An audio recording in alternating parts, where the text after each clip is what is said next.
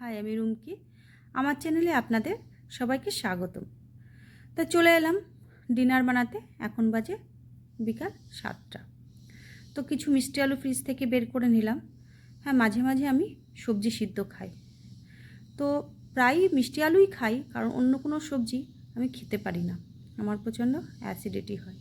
তো কোনো দিন মিষ্টি আলু, কোনো দিন স্যালাড, বা কোনো দিন অন্য কিছু, কোনো দিন চানা সিদ্ধ করে তার মধ্যে বিভিন্ন ধরনের শসা, গাজর এগুলো জাস্ট মিলিয়ে কোনো দিন খাই। তো আমার জন্য তো আলু সিদ্ধ হচ্ছে ওইদিকে, আর এইদিকে আমি একটু আটা মেখে নিলাম মেয়ের জন্য, কারণ ও রুটি খাবে রাত্রে। তো রুটির সঙ্গে তো কিছু খেতে হয়। তো আমি বললাম কোনো সবজি বানিয়ে দেবো, ও বললো না, আলু ডিম ভুজি বানিয়ে দাও। তো সেই মতে একটা আলু, একটু পেঁয়াজ আর দুটো কাঁচা লঙ্কা কেটে নিলাম। তো গ্যাসে কড়াই বসিয়ে দিয়েছি।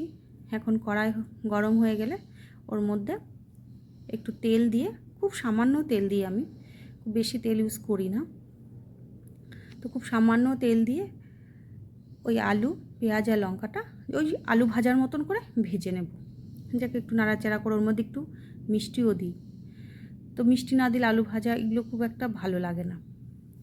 তো সেইভাবেই সব আলু পেঁয়াজগুলো কড়াইতে দিয়ে একটু নাড়াচাড়া করে এর মধ্যে লবণ, হলুদ আর একটু মিষ্টি দিয়ে বেশ সুন্দর করে ভেজে নিলাম।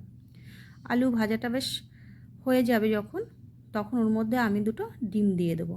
তা এখনও দেখুন আলু ভাজাটা করছি, এখনও আলুটা নরম হয়নি, জাস্ট দিলাম। তো সেইভাবে আলু ভাজাটা করতে থাকলাম। এর মধ্যে আলু ভাজাটা হয়ে গেল, এবং ওর মধ্যে ওই যে আলুগুলো সাইড করে নিয়ে ওর মধ্যে ওই মাঝখানে দুটো ডিম ভেঙে দিলাম, আর উপর দিয়ে একটু লবণ দিয়ে দিলাম।